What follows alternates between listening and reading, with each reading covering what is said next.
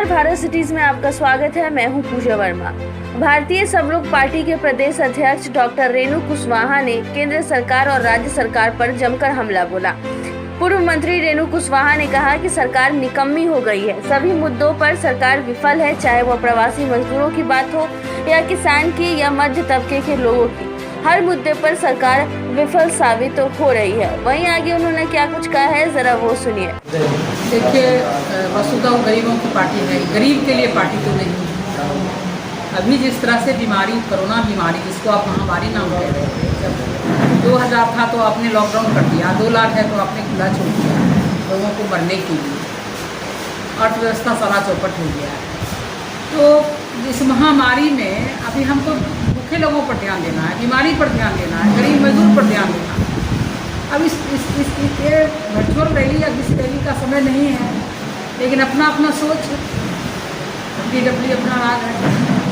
Ma'am, देखा गया है कि इस रैली में अनाज जहां नहीं पहुंचा था, लेकिन वहां पर आप टीवी स्क्रीन जरूर पहुंच गया है। इसके बारे में क्या कहना? अब यही ना सोचने की बात है। उनके पास अपना बहुत पैसा है, निजी पैसा बहुत, जिसको पार्टी के लिए खर्च करते हैं। लेकिन जो सरकारी राशि है, जो गरीब जनता का कमाई है, जनता का जो टैक्स देती है, उसको जनता को मिलना चाहिए। तो वो पैसा तो किसी और जगह खर्च हो जाता है, तो जनता को तो मिल नहीं पाता है।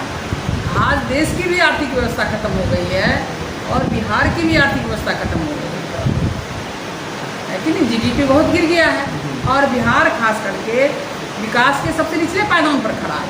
ये तो भारत सरकार की रिपोर्ट कह रही है, जो कि गठबंधन में है, एनडीए के साथ है। खुद एनडीए के सरकार की रिपोर्ट कह रही है ये पिछले पायदान पर है। तो क्या कहा जा सकता है, कहाँ है विकास? विकास तो कहीं हुआ नहीं है। लोग तो त्राहिमाम कर रहे हैं, लोगों को देखने वाला कोई नहीं।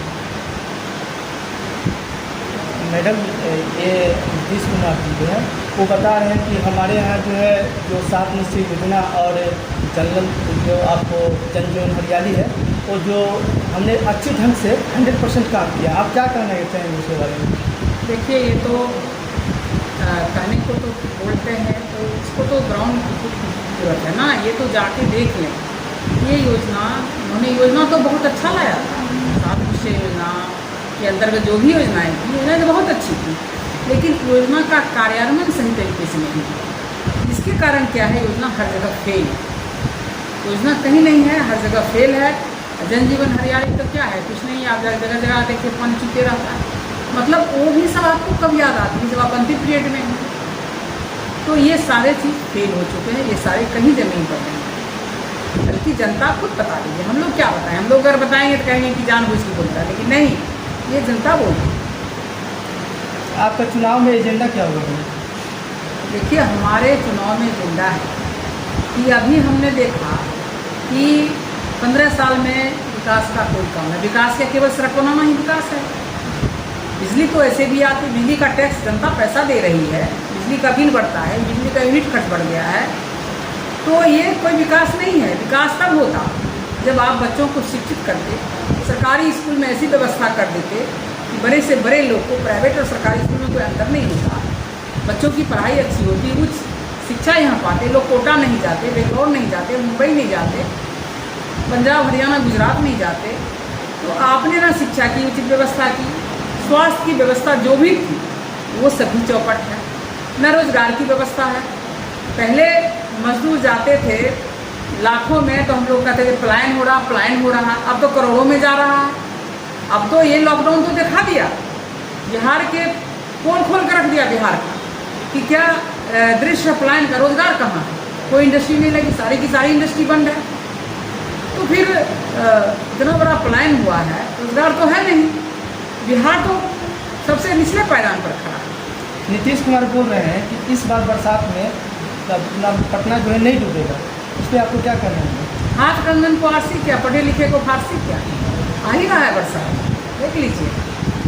बोलने की जरूरत नहीं है। ये तो प्रकृति पोल खोल रही है सरकार की। पिछले दफे देखे बाढ़ में, अभी बरसात में पटना डूब गया और अभी भी वही हालत है। अभी प्रकृति रंग दिखा देगी। ये अहंकार जो है, अहंकार को कोई नहीं सहन करता। इस अहंकार को जितना मानव ने अहंकार किया, प्रकृति ने नहीं सहन किया, प्रकृति ने दिखा दिया। है। इसलिए ये बारिश भी दिखा देगी कि पटना की क्या स्थिति है, ये दिखा देगी। इसलिए घबराना नहीं है, कुछ जवाब नहीं देना है, बस पूजा। अच्छा, खासकर आप देखते हैं कि बिहार में कृषि का हालत बहुत दयनीय है, तो उसके बारे में कुछ क्या कहना चाहेंगे? देखिए, सही मायने में कहिए, कोई सरकार तो बनाने से पहले सब लोग सोचते हैं कैसे करेंगे, लेकिन किसानों के प्रति किसी का ये नहीं है। वही मैं कह रही थी, मेरी पार्टी बनाने का यही उद्देश्य है कि जो 15 सालों में सरकार ने, वर्तमान सरकार ने नहीं किया, हम लोग आगे उस काम को करना चाहते हैं, उस काम को करेंगे।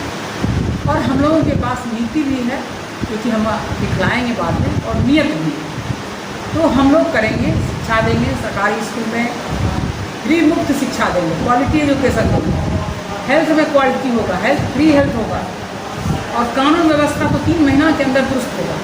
महिलाएं की इज्जत यहाँ सुरक्षा नियाग लगा के मार दिया जाता है, रेपिस्ट घूमते रहते हैं, हत्याएँ हो रही हैं। जो लोग यहाँ कुछ काम करना चाहता है तो रंगदारी का जो आलम है, हत्याएँ होती हैं, ये सब रुकेगा।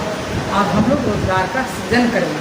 जितने भी पुराने उद्योग धंधे सारे बंद पड़े हैं, वो सबको सरकार खोलने का काम, वो सब हम लोग खोलने का काम करेंगे। अगर हम लोगों को, हमारी पार्टी को, इसी उद्देश्य से हमारी पार्टी आई कि लोगों को रोजगार देंगे। रोजगार कैसे देंगे? तो सारे अभी उद्योग धंधे, बंद उद्योग धंधे को खोलेंगे, क्वालिटी एजुकेशन देंगे, हेल्थ की व्यवस्था करेंगे, कानून व्यवस्था सुदृढ़ होगी। महिलाओं के लिए हमारे यहाँ कार्यक्रम है, उसको भी उत्तम शिक्षा दी जाएगी, उसको हम लोग राजनीति में 50% आरक्षण देंगे। तो इस तरह हम लोग लेके आए हैं बिहार वासियों के लिए। एक बार आप मौका दे के देखिए भ्रष्टाचार को ख़त्म करना, क्योंकि बिहार को बनाने का हाथ, काम और बनाने का सबसे बड़ा दायित्व जनता का ही। तो आप, जनता अगर चाहेगी तो यहाँ के लोग पलायन नहीं करेंगे, हमारे बिहार के भाई प्रवासी नहीं करेंगे, कहलाएंगे, यहीं उनका बाल बच्चा पढ़ेगा, यहीं रोजगार पाएगा, और यहीं नमक रोटी खा करके या दूध रोटी खा करके, घी रोटी खा करके यहीं अच्छा से रहेंगे। हम लोग बिहार की वो व्यवस्था करेंगे।